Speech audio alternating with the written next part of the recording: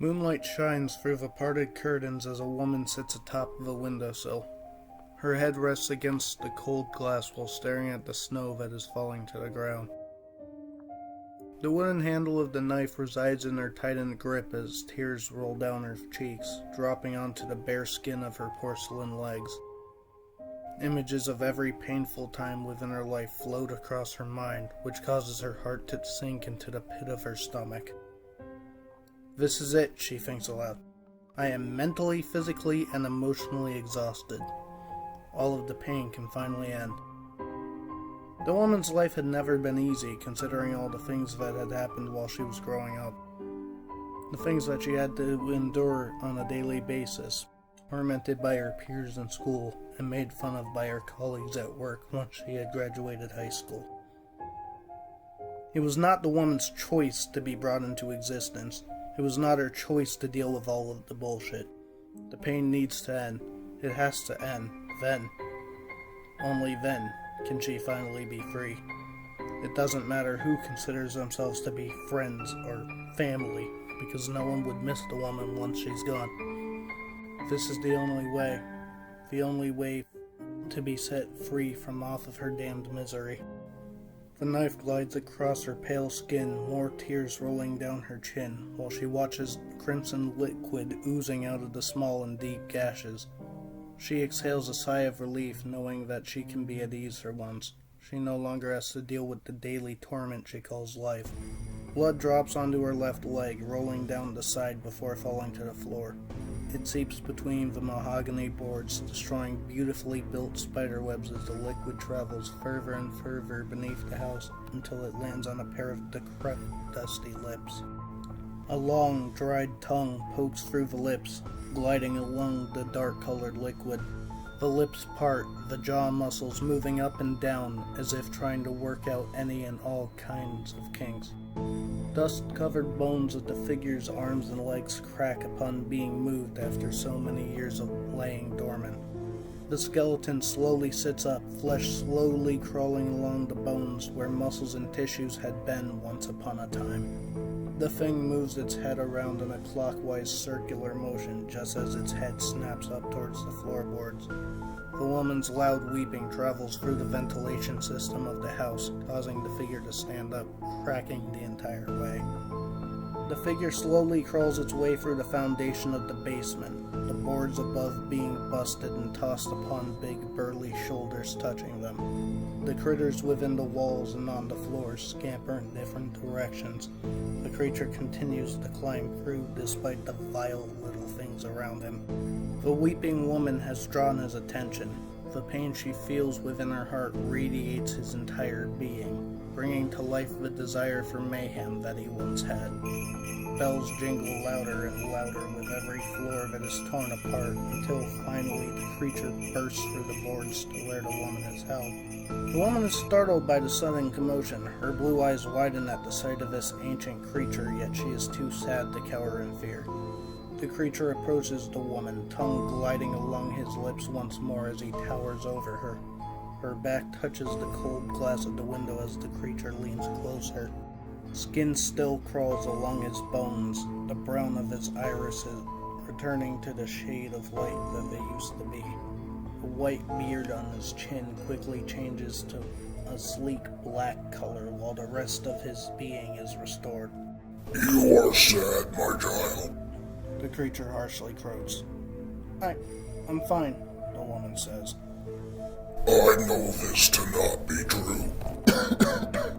He coughs. How about we make a deal? What kind of deal? Well, your liquid is the thing that brought me back to life. I require more of it in order to be restored to my truest self. However, in return for the nutrients, I shall punish the people who have hurt you.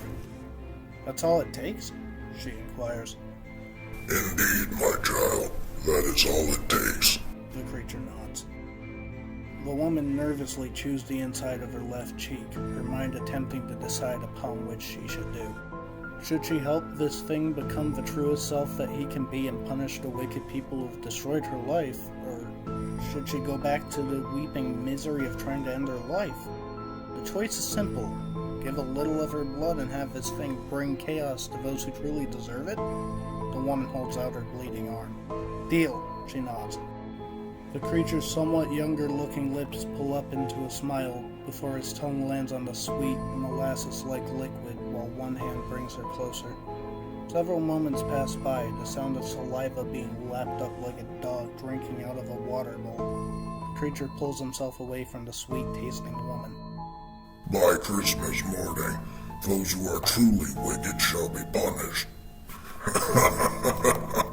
He chuckles. The creature stands up, his fur darker than what it had been just moments prior.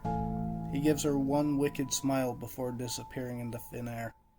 The woman stands up from the place she had been sitting and anxiously begins to pace across the room. Will this creature keep true to his word and actually punish the people that deserved it? The ringing of bells sound, a belt swaying to and from as someone takes large strides toward a large open field where two houses stand. The first house is a small, one-story tall with beautiful white lights strung along the railings and pillars of porch.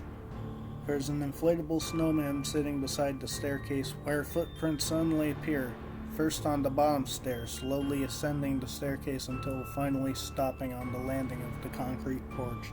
The sound of a few knocks on the front door sound as soon as the handle starts to jiggle. This causes a light in the house to turn on. The door being quickly swung open by a tall, groggy-looking man. The dazed expression on his face as he peers his head out of the door, looking from his left to his right, only to see nothing. The door is quickly shut to keep the cold air outside and the warmth of the fireplace in. However, something loud hits the top of the roof.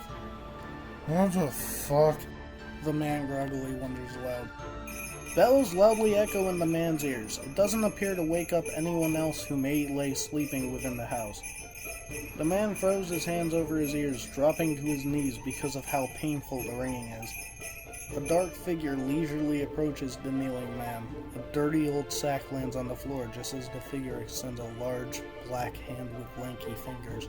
The man's entire body tenses upon feeling long fingernails land in his hair. His hands fall to his sides while his face strains of all color. It seems like the man is fully aware of what is happening, of what is lurking in the shadows behind him, about what is touching him. The man's jaw falls agape as if he were going to speak. However, he isn't given that chance. Those long fingernails dig into the temples on each side of the man's head. Blood begins to seep out of the small puncture wounds as those dirty nails drive deeper and deeper into the man's skull. Bone crunching echoes throughout the quiet room. The only other noise being heard is the sound of a crackling fire. Muscles, tissue, and even some veins fall to the floor as the wounds in the man's head grow wider. The hand makes a sudden upward motion, splitting the temples wide open. Brain matter lands on the floor in a messy red clump. The figure grabs the left arm of the man's body, chuckling loudly as he stuffs the limp body into the red sack. Every room is empty upon the figure taking a peek into them. He disappears from sight only to reappear once more at the second house. The door is knocked on. The handle jiggled much like the first house. Hell, even a light turned on, yet this time there was no banging on the roof. No, both people who needed to be punished were standing in the upstairs hallway. A short, blonde-haired woman stands in front of the staircase, her hands tightly pressing against her ears, her attempt to stop the ringing. The man standing just behind her places his hands on her shoulders, like he is trying to figure out what is going on, but he too drops to his knees. The ringing in his ears has begun, and there is nothing that they are able to do about it. The dark figure appears behind the woman. His hands grab a hold of her shoulders before pushing her to the left. A rusty, large nail sticks out of the woman's throat before she even had the chance to scream.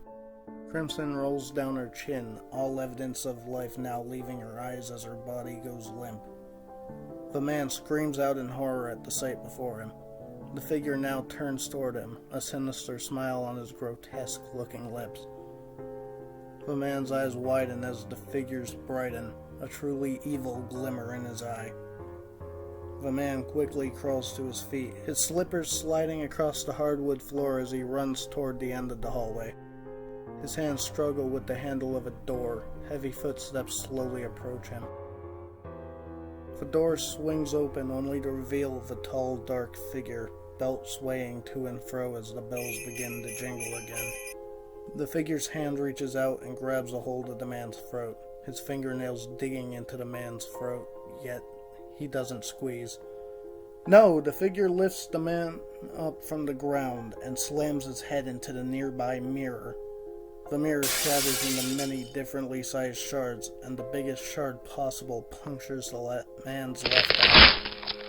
The tip of the glass protrudes out of the back of his head as the figure menacingly chuckles. The figure heavily stomps his way out of the darkened hallway, one small stride at a time as he drags the last victim's body behind him. A trail of smeared blood being the only evidence of a crime left behind. The figure pulls the woman's body from the nail hanging in the wall and stuffs each body into the burly red sack before hoisting it over his shoulder. The figure's weight makes the stairs groan beneath him as he descends the staircase and disappears from sight. The woman, whom was weeping not that long ago, still paces around the room she had been confined to when the figure appears. He drops the burly red sack on the hardwood floor, which startles the woman.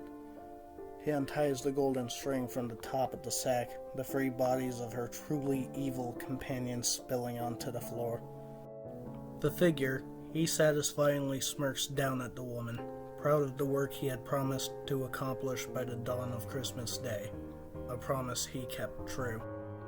The woman's eyes widen for a mere moment, shock consuming her face, yet it quickly disappears when she looks up at the creature. A small smile creeps onto her own lips as she takes a step closer to him. My word to you has been kept, as has your promise. Our deal has come to an end, and your pain shall now end. The figure says. Thank you, Krampus. The woman nods. Krampus shoves the bodies of his victims into the red sack once more, retying the gold ribbon before placing his hand on the woman's cheek. He gives her an understanding and sincere smile before disappearing. The woman is not able to hear the ringing of bells as Krampus trudges down the sidewalk, the frigid winter wind blowing through his beard as well as his hair. Blood, pure and sweet, innocent when tasted, had been the one thing to bring the Christmas devil back from his slumber. The pain of an innocent young woman had made his desire to continue punishing the wicked grow stronger. Blood, in its truest form, is the reason why Krampus continues to deliver his punishments. Be careful when listening to the wind on Christmas Eve. You may just hear the ringing of bells, and if you do, well, you'd better run.